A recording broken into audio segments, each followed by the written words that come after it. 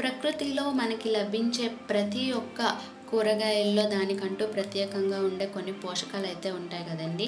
అలాగే ముల్లంగి కూడా మన ఆరోగ్యానికి చాలా మంచిది. ఈ ముల్లంగి అసలు సాంబార్ కాంబినేషన్లో సూపర్ ఉంటుంది. అలాగే ఫ్రై కూడా చాలా బాగుంటుంది కదా. అలాంటి ముల్లంగి మన ఆరోగ్యానికి ఎంతో మంచిది. ఇది మనందరికీ తెలుసు.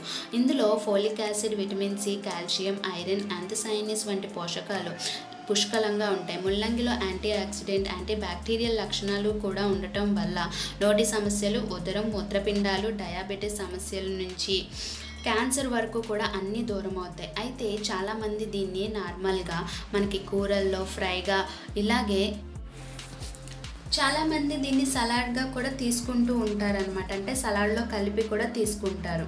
ముల్లంగి ఆరోగ్యానికి ఎంత మేలు చేస్తుందో అలాగే కొన్ని ఆహార పదార్థాలతో అస్సలు తినకూడదు అని చెప్పి ఆయుర్వేదం అయితే చెప్తుందండి. దీన్ని తినడం వల్ల ఫుడ్ పాయిజన్ అవుతుందని చెప్పి కూడా హెచ్చరిస్తున్నారు. అయితే ఈరోజు వీడియోలో వేటి కాంబినేషన్తో తినకూడదో మనం తెలుసుకుందాం. Welcome to Asamantha channel. నేను అనిత. ఇంక లేట్ చేయకుండా వీడియో అయితే స్టార్ట్ చేసేద్దాం.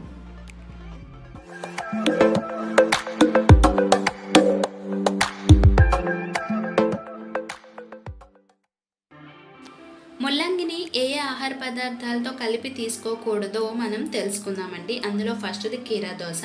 చాలామంది కీరా దోస, ముల్లంగి ఈ రెండింటిని కలిపి సలాడ్గా తీసుకుంటూ ఉంటారనమాట.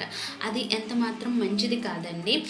అలా రెండింటిని కలిపి తీసుకోవటం వల్ల ఉదర సమస్యలు అంటే కడుపుకి సంబంధించిన సమస్యలు అయితే మనకి తలెత్తుతాయి అన్నమాట. రెండిట్లో ఏదో ఒకదాన్ని మాత్రమే తినాలి.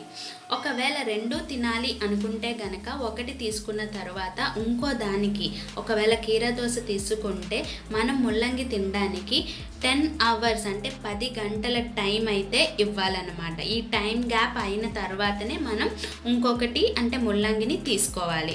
నెక్స్ట్ రెండో దానికి వచ్చేసరికి నారింజ అండి. ఈ నారింజ ఏంటంటే ముల్లంగి తిన్న వెంటనే నారింజని అస్సలు తినకూడదు. ఈ రెండింటి కలయిక ఏమవుతుందంటే ఫుడ్ పాయిజన్కి దారి తీస్తుంది అన్నమాట. ఇది కూడా ఒకవేళ మనం తీసుకోవాలి అంటే మినిమం 10 గంటల టైం అయితే ఇవ్వాలి. ఈ రెండింటి కాంబినేషన్ వల్ల మనకి జీర్ణక్రియకి సంబంధించిన సమస్యలు అయితే తలెత్తుతాయి. నెక్స్ట్ థర్డ్ వన్కి వచ్చేసరికి పాలు.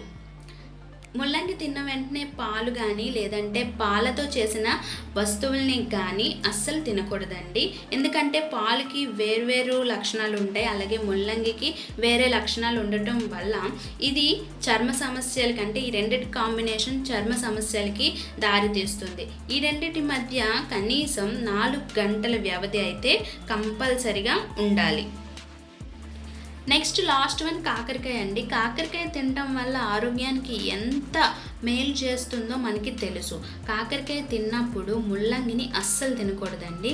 ఈ ముల్లంగి కాకరకాయ కాంబినేషన్ ఏంటంటే శ్వాసకోశ సమస్యలకి దారితీస్తాయి. అలాగే గుండెపోటు కూడా వచ్చే అవకాశం అయితే అంటే గుండెపోటు ప్రమాదం కూడా కలిగే అవకాశం అయితే ఉంటుందన్నమాట. సో కాకరకాయ తింటే కనీసం 24 గంటల పాటు గ్యాప్ అయితే ఇవ్వాలి. ముల్లంగిని అస్సలు తినకూడదు.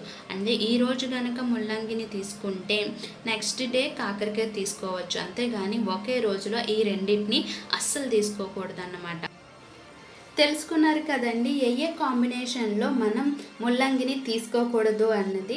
ఇండివిజువల్గా తీసుకుంటే మన ఆరోగ్యానికి ఎంత మంచిదో కాంబినేషన్ అంటే కొన్ని ఆహార పదార్థాలతో కలిపి తీసుకుంటే అది మన ఆరోగ్యానికి మేలు చేయటం పక్కన పెడితే మనకి సమస్యలను అయితే తలెత్తేలా చేస్తాయన్నమాట. ఈ వీడియో కనుక నచ్చినట్టయితే లైక్ చేయండి, షేర్ చేయండి.